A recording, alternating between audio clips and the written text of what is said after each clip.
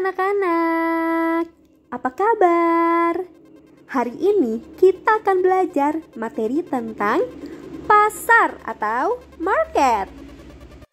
Nah anak-anak, sebelum kita next materi, don't forget to subscribe. Thank you.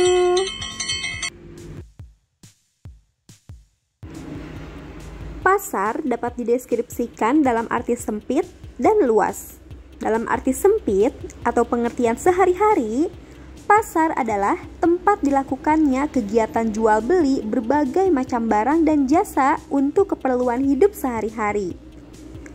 Dalam pengertian yang lebih luas dan menurut ilmu ekonomi, pasar adalah proses berlangsungnya transaksi permintaan dan penawaran atas barang dan jasa. Nah, anak-anak, apakah kalian tahu saat ini pada era globalisasi, transaksi antara penjual dan pembeli tidak hanya terjadi di pasar. Transaksi dapat dilakukan secara dalam jaringan, melalui daring atau online, lewat internet atau melalui pesan singkat yang dinamakan dengan SMS di telepon genggam. Dengan demikian, pengertian pasar tidak lagi terbatas pada bertemunya penjual dan pembeli secara fisik, namun pada adanya transaksi jual beli yang disepakati antara penjual dan pembeli. Nah anak-anak, di pasar terjadi permintaan dan penawaran atas barang-barang yang diperdagangkan. Penawaran dilakukan oleh penjual dengan menunjukkan barang yang diperdagangkan. Tujuannya adalah agar calon pembeli tertarik untuk membeli. Dalam istilah ekonomi, hal ini disebut penawaran. Sementara itu, pembeli melakukan permintaan. Tujuannya agar penjual setuju menjual barang yang diperdagangkan sesuai harga yang diminta oleh calon pembeli. Selanjutnya ialah fungsi pasar. Pasar memiliki 3 fungsi, yaitu fungsi distribusi, pembentuk harga, dan promosi. Nah anak-anak, mari kita bahas fungsi pasar yang pertama, yaitu fungsi distribusi. Sebagai sarana distribusi, pasar berfungsi memperlancar proses penyaluran barang atau jasa dari produsen ke konsumen. Pasar dikatakan berfungsi baik jika kegiatan distribusi barang dan jasa dari produsen ke konsumen berjalan dengan lancar. Kedua, yaitu fungsi pembentuk harga. Sebagai sarana pembentuk harga, pasar berfungsi membentuk kesepakatan harga antara penjual dan pembeli. Penjual menawarkan barang dan jasa kepada pembeli di pasar. Pembeli yang membutuhkan barang dan jasa akan berusaha menawar harga, sehingga terjadi proses tawar-menawar antara kedua pihak. Proses tawar-menawar umumnya terjadi di pasar tradisional. Dan yang ketiga yaitu fungsi promosi. Sebagai sarana promosi, pasar berfungsi sebagai tempat memperkenalkan dan menginformasikan suatu barang atau jasa. Di pasar disampaikan manfaat, keunggulan, dan keunikannya kepada konsumen. Nah anak-anak, setelah kalian mengetahui pengertian pasar serta fungsi pasar, selanjutnya ialah macam pasar. Macam-macam pasar terdiri dari wujud pasar, jenis barang, luas jangkauan atau distribusi, waktu penyelenggaraan, dan struktur pasar.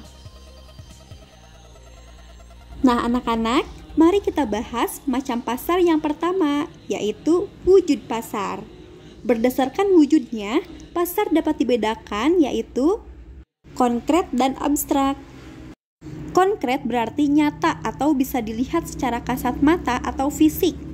Pasar konkret adalah suatu tempat yang mempertemukan pembeli dan penjual untuk melakukan jual beli barang atau jasa, seperti penjualan pasar ikan tuna. Sedangkan pasar abstrak adalah pasar tempat proses interaksi antara pembeli dan penjual untuk mencapai kesepakatan tentang harga dan barang. Di sini tidak terjadi secara fisik. Pasar abstrak yang ada dan sering ditemui antara lain pasar modal, pasar valuta asing, dan pasar komoditas. Pasar abstrak sering juga disebut sebagai bursa.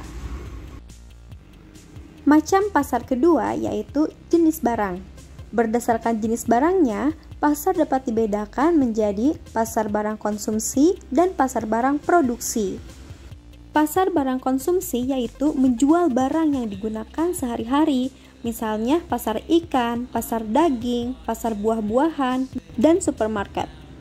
Sedangkan pasar barang produksi yaitu menyediakan faktor-faktor produksi, misalnya pasar tenaga kerja sebagai tempat para tenaga kerja mencari pekerjaan, dan pasar modal sebagai tempat perusahaan memperoleh modal.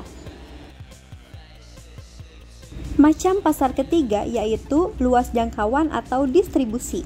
Berdasarkan distribusinya, pasar dapat dibedakan menjadi pasar lokal atau pasar setempat, pasar nasional, pasar regional, dan pasar internasional.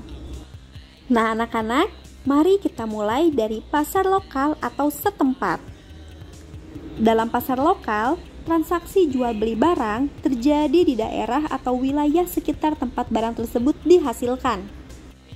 Pasar nasional, dalam pasar nasional transaksi jual beli barang terjadi di dalam suatu negara saja, misalnya Indonesia atau Amerika Serikat. Pasar regional, dalam pasar regional transaksi jual beli barang terjadi di beberapa negara yang berada di dalam suatu kawasan, misalnya kawasan ASEAN. Terakhir yaitu pasar internasional. Dalam pasar internasional, transaksi jual beli barang sudah terjadi hingga ke berbagai negara atau seluruh dunia. Macam pasar keempat yaitu waktu penyelenggaraan. Berdasarkan waktu penyelenggaraannya, pasar dapat dibedakan menjadi pasar harian, pasar mingguan, pasar bulanan, dan pasar tahunan. Yang pertama ialah pasar harian, yaitu pasar yang berlangsung setiap hari dan umumnya menjual barang-barang kebutuhan pokok, misalnya pasar umum yang terdapat di wilayah kalian. Kedua adalah pasar mingguan, yaitu pasar yang kegiatannya berlangsung hanya sekali dalam seminggu, misalnya pasar pagi yang hanya berlangsung pada hari Minggu saja di suatu tempat. Ketiga, pasar bulanan, yaitu pasar yang kegiatannya berlangsung hanya sekali dalam satu bulan. Misalnya, pasar yang hanya berlangsung saat pembayaran pensiun di depan kantor pos, atau pasar yang buka di depan pabrik hanya ketika gajian pegawai. Dan keempat, pasar tahunan, yaitu pasar yang kegiatannya berlangsung hanya dalam waktu tertentu, sekali setahun. Misalnya, Pekan Raya Jakarta atau PRJ di Jakarta. Nah, anak-anak, macam pasar kelima yaitu struktur pasar. Berdasarkan strukturnya, pasar dapat dibedakan menjadi pasar persaingan sempurna dan pasar persaingan tidak sempurna. Nah, anak-anak, apakah kalian tahu apa perbedaan antara pasar persaingan sempurna dan pasar persaingan tidak sempurna? Simak baik-baik ya. Pasar persaingan sempurna adalah pasar yang menggambarkan keadaan penjual dan pembeli yang tidak dapat memengaruhi harga di pasar. Harga yang ada di pasar ini adalah harga dari hasil interaksi antara penawaran dan permintaan.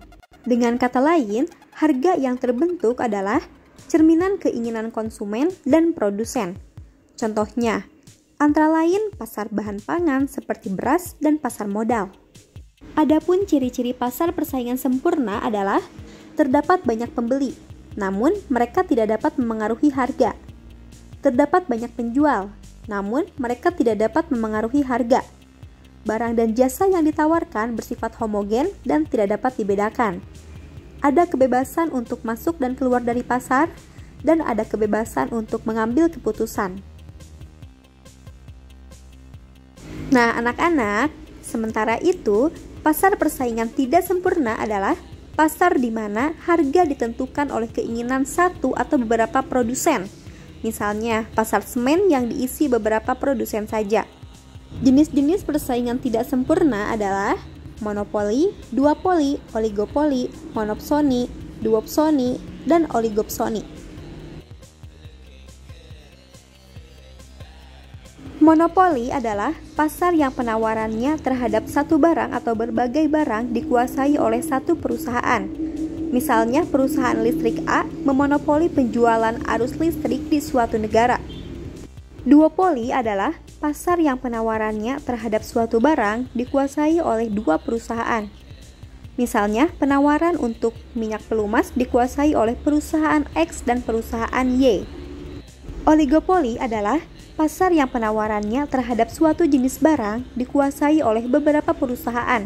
Misalnya, penawaran deterjen di suatu negara dikuasai oleh beberapa merek deterjen. Monopsoni adalah pasar yang hanya terdapat satu pihak pembeli sehingga ia mampu untuk menetapkan harga. Misalnya, perusahaan T menguasai penentuan tarif kereta api di suatu negara. Duopsoni adalah pasar yang pembelinya hanyalah dua pihak untuk membeli suatu barang. Misalnya, telekomunikasi SLI yang dihasilkan sejumlah perusahaan hanya dibeli oleh dua perusahaan.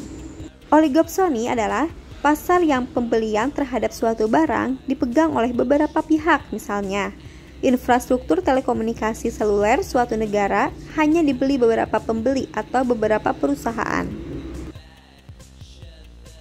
Nah, anak-anak, selanjutnya ialah ciri-ciri dari jenis pasar persaingan tidak sempurna.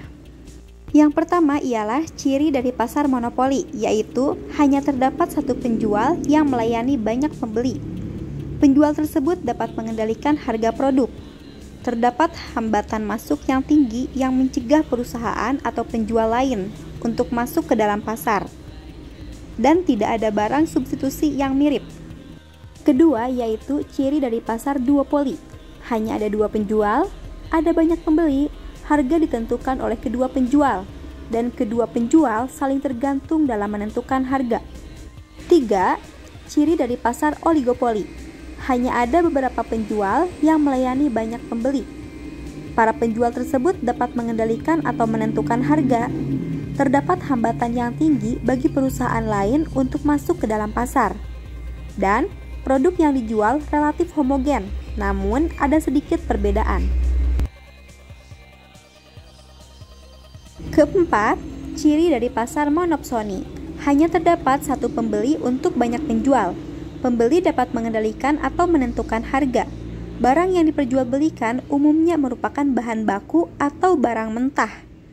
Dan pembeli biasanya bukanlah konsumen langsung, melainkan pedagang atau produsen yang akan menjual kembali atau mengolah barang tersebut sebelum dijual. Kelima, ciri dari pasar duopsoni. Ada banyak penjual, hanya ada dua pembeli, harga ditentukan oleh pembeli, dan kedua pembeli saling tergantung. Keenam, ciri dari pasar oligopsoni. Hanya terdapat beberapa pembeli untuk banyak penjual.